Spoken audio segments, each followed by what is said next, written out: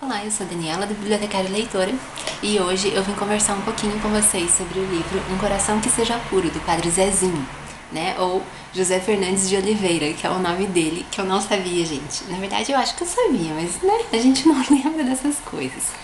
É um livro bem antiguinho, esse livro é de 1985, se não me engano, né? E ele é publicado em 82 e ele foi publicado pela editora Paulinas. A editora Paulinas, ela tem vários livros, né, nessa dinâmica de catolicismo, de religiosidade, pureza, amor, castidade, né? E esse livro, na verdade, é da minha mãe, né? Ela me emprestou, ela falou que ela me deu, depois que eu já tinha quase anotado no papel tudo que eu queria, né? Que eu não risquei o livro dela, aí que ela foi falar que ela me deu o livro, mas tudo bem. Esse livro, então, ele vai falar sobre a pureza, né? Um coração que seja puro, a pureza. E não a pureza somente ligada à sexualidade, mas a pureza de coração, a pureza voltada realmente ao amor, né? Não amor, né, sendo ligado à sexualidade, porque às vezes a gente confunde um pouco as coisas, não é mesmo? Logo no comecinho do livro, na verdade, o Padre Zezinho já deixa bem explícito isso, né? Qual é o objetivo desse livro, né? Ele vai falar aqui: quem conhece o coração dos jovens sabe que podem errar, mas no fundo tudo o que esperam da vida é exatamente um jeito de amar que não os polua, nem suje, nem deixe cicatrizes. Não espero convencer ninguém. O que espero é mostrar que pureza não é virtude que se liga apenas à sexualidade. E conto aos jovens algumas histórias de pureza, de integridade moral e de fracassos, na tentativa de lembrar que a busca de um amor que seja puro começa com a aceitação de ideais que levem ao respeito pela pessoa humana, quaisquer que sejam os encontros e desencontros do caminho. O Padre Zezinho, ele vai usar bastante vários exemplos da Bíblia, né? Várias coisas que como que Jesus também era humano, mas mesmo sendo humano, ele não deixava de ter o coração puro. Ele nunca deixou de ter o coração totalmente voltado ao Pai, né? A Deus. Então, como que a gente poderia tentar chegar aos pés de Jesus, né? Não se igualar a Jesus, que é quase impossível, mas chegar aos pés, tentar, todo dia tentar ter esse coração puro, né? Usar da nossa pureza também para aproximar as pessoas, mostrando como que é realmente a nossa religião, né?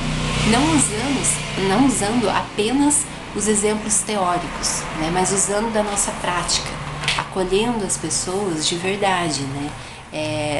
Não assim só a Bíblia diz tal coisa, ou a catequese, né, católica, ela diz tal coisa, você deve seguir aquilo. Não, mas acolher de um jeito real, de um jeito sincero, né? Porque as pessoas que já não sei lá, não gostam de se inserir nessa ideia de que a igreja diz tal coisa, né? Elas não vão ligar para o que a gente fala, né? Então, é bem aquilo. Se você mostrar somente com o seu testemunho de vida, somente com os seus exemplos ou somente com o seu silêncio, se você ficar em silêncio, talvez isso ajude muito mais do que você tentar puxar a pessoa para o seu lado. E eu digo isso, gente, por experiência própria, tá? Muitas e muitas vezes, assim, que o meu pai ele é muito religioso, e muitas das vezes, assim, que ele me falava coisas desse tipo, porque a Bíblia ensina tal coisa, eu me afastava mais, né? Então, isso infelizmente acontece, né? Não é por maldade, não é por maldade nossa, assim, que no meu caso, né, com meu pai, não é por maldade nossa, mas só que a gente não se sente atraído, né? Então, às vezes a gente tentar acolher a pessoa, mas do jeito dela, mostrando a nossa realidade, né? Como que nós somos felizes em fazer parte da igreja, em fazer parte desse catolicismo real, né? Onde não é julgando que a gente acolhe as pessoas, não é mesmo? Mas é mostrando o nosso exemplo, né? É tentando conseguir mais almas, mas mostrando também que nós somos falhos, né? Então, essa é o verdadeiro catolicismo, né? Uma outra coisa Mais ou menos assim, o que eu tô falando agora, né? O Padre Zezinho, ele fala no livro também, né? Na página 38, ele fala: jogar sobre eles um manual de teologia moral ou uma bíblia é chover no molhado. O que é preciso é ir ao cerne da questão, o que pensam do ser humano, o que entendem por individualidade, por personalidade, por feminilidade, por masculinidade, por amor sincero, por liberdade, por responsabilidade. Talvez, agora que eu vou falar, né, puxando mais para o lado da sexualidade, né, muitas vezes se você não explicar as marcas que uma sexualidade desregrada pode deixar na vida da pessoa, talvez ela não entenda. Ela não entenda qual é o sentido da castidade, né? Ela não entenda o porquê que nós falamos tanto sobre isso. Né? Ela só acha que não pode, né, ter sexo antes do casamento, mas por quê? Né? E a gente não pode ficar respondendo, porque segundo a Bíblia, ou segundo a teologia, ou segundo... isso só vai desaproximar. Então, você explicando, mas explicando de uma forma prática, né? Mostrando para ela, as pessoas que foram por esse caminho e não deu certo, nunca dá certo. Por que não deu certo? Quais são as feridas que deixam isso na pessoa que a gente também se relaciona, né? Afinal, isso não é uma coisa totalmente individual. Se você vai ter uma relação com alguém, você vai ter com uma outra pessoa, não é mesmo? Então, quais as marcas que isso deixa na outra pessoa, né? E por que isso não deve ser feito, né? Se a gente se sente machucado, a outra pessoa também vai se sentir, ela também é um ser humano, né? Então, mostrar esses pontos, né? Mas de uma forma que não seja chata, né? Uma forma que seja acolhedora, que seja real, né? Que não seja somente com explicações teóricas. E o Padre Zezinho, né, de uma forma muito inteligente, ele mostra pra gente, ele fala um pouquinho sobre a história de Maria Madalena, né? E ele fala assim, na página 87, né, ele fala: Madalena é importante não pelo que dizem que ela fez, mas pelo que se sabe que ela foi depois que se encontrou com Jesus de Nazaré. Né? Então, e ali nessa parte, ali começa a falar sobre os diferentes pontos de vista. Né? A gente vê a descrição ali que é contada na Bíblia pra gente é o quê? É que é uma mulher que ela iria ser apedrejada, né, se Jesus não tivesse intervindo ali, e diziam que ela tinha sido pega em adultério. Diziam, mas a gente não sabe se isso era verdade, né? A gente não sabe quem era o homem, a gente não sabe o outro lado da história, ninguém deixa ela falar. Se ela realmente cometeu um adultério, cadê o homem, né? E isso daí sim é típico de uma sociedade machista que já era na época, né? Até hoje, mas enfim. Mas por que somente ela ia ser apedrejada? Cadê o homem? Quando você trai uma pessoa, você não faz sozinha, né? Você é com outra pessoa que se faz isso, né? Então ali a gente sabe somente um ponto de vista da história. E ali ele começa a falar que não só Maria Madalena ela foi vista apenas de um ponto de vista da história, mas Jesus ele foi visto de vários pontos de vista da história, né? Das histórias. Então a gente tem ali o evangelho de Mateus, a gente vai ter o de João, a gente vai ter o de diversas pessoas, a gente vai ter fulano falou, né? E é engraçado porque muitas vezes, né, Jesus ele foi chamado por algumas pessoas de que ele era muito humano, né? Ele muitas vezes era bravo, né? Em certas ocasiões ele demonstrava sua raiva, muitas vezes ele demonstrava seu amor ao próximo, ele mostrava as suas diversas facetas, mas isso do ponto de vista de cada pessoa que escreveu cada trecho da Bíblia, né?